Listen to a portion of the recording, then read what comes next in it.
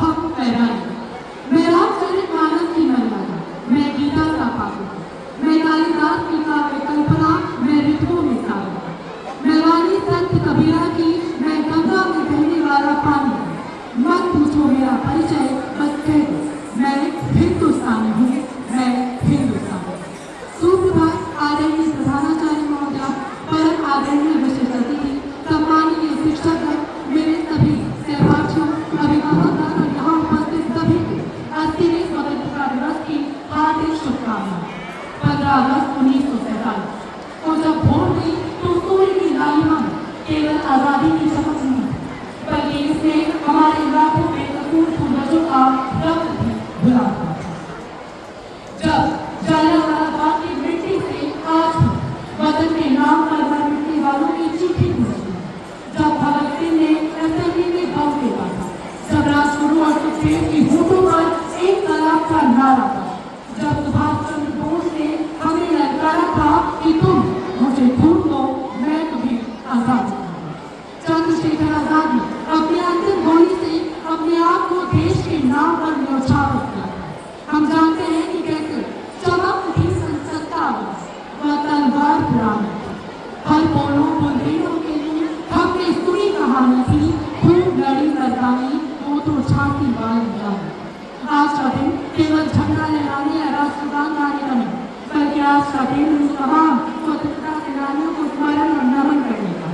आज जब ये तिरंगा हमारे सामने आकाश में लहरा रहा है, तब हमें इसे ध्यान से देखना चाहिए, क्योंकि इस तिरंगे में केवल 3 रंग नहीं, जैसे किसी माँ की प्रतीक्षा, किसी सैनिक का साहस है, किसी किसान की मेहनत है, किसी क्रांतिकारी का संकल्प है, और हम सब 140 करोड़ देशवासियों का एक ही संकल्प है कि भारत झुकेगा नहीं, भारत झुकेगा नहीं। आज का भारत सीमाओं पर अपने दुश्मनों को उनकी भाषा में जवाब देना चाहता है। आज का भारत अंतरिक्ष में चंद्रयान और मंगलयान भेजकर पूरी दुनिया का नेतृत्व कर रहा है। शिक्षा, तकनीक, अंतरिक्ष तथा खेल जगत में महिलाएं और युवा पूरे विश्व में तिरंगा का परचम लहरा रहे हैं। 15 अगस्त 2026 भारत का 80वां स्वतंत्रता दिवस मुख्य रूप से विकसित भारत 2047 की थीम को ध्यान में रखते हुए बनाया है। इसके साथ ही राष्ट्रगान के 150 वर्ष पूरे होने के ऐतिहासिक उत्सव में आज पहली बार लाल किले पर वंदे मातरम गाया जाएगा। इसके साथ ही प्रधानमंत्री राष्ट्र ध्वज फहराएंगे और देश को संबोधित करेंगे। भारत की पहचान केवल उसकी शांति से नहीं, उसके शौर्य और सामर्थ्य से भी। क्या वो भारत है जो शांति की बात करता है, लेकिन जब देश की सुरक्षा और सम्मान को चुनौती दी जाती है तो दृढ़ता से जवाब देना भी चाहिए। आज के भारत ने यही दिखाया, ऑपरेशन सिंदूर ने दिखाया कि भारत उन राज्यों में से नहीं है जो आतंकवाद पर मौत है, क्योंकि छेड़ोगे भारत को तो भारत छोड़ेगा नहीं। आए अब समझते हैं कि कैसे सारे जहां से अच्छा हिंदुस्तान है।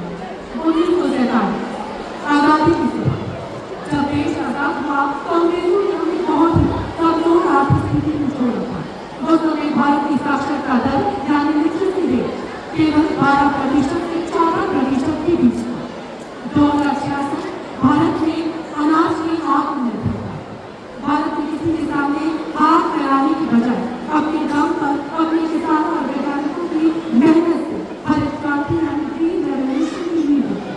1975 में अंतरिक्ष मिसाइल भारत ने पहली बार अपना उपग्रह आर्यभट्ट अंतरिक्ष में भेजकर यह दिखाया कि भारत अंतरिक्ष में भी क्षमतावान है।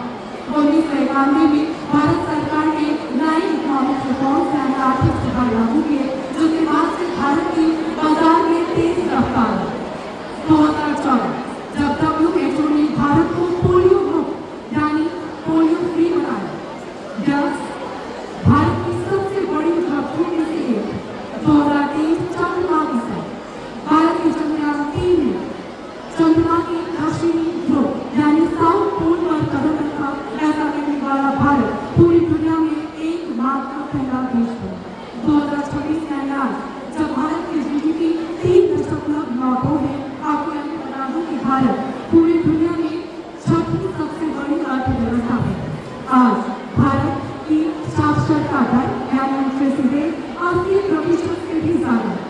प्राइम हम संकल्प लें कि हमें भारत को महान छात्र होने का कर्तव्य निभाएंगे और देश के उन चीजों में अपना कल्याणकारी प्रदर्शन दिखाएंगे जो देश को गौरवान्वित महसूस करें। स्कूल और देश के नियमों का पक्का पालन करें, बुराई से दूर रहकर अच्छा इंसान बनेंगे, देश की संस्कृति और धर्मों का सम्मान करें। अंत में मैं बस अपने शब्दों को विराम देती हुई मैं कहूँगा कि यह देश जमीन का एक टुकड़ा नहीं बल्कि यह हम सबकी आन बान शान। आज इस पावन अवसर पर आए हम मिलकर देश की एकता और अखंडता को बनाए रखने का संकल्प। मिट्टी की सोनी खुशबू में भारत की पहचान, कण कण में इस देश के वीरों का बलिदान। तिरंगा जब तक नभ में है तब तक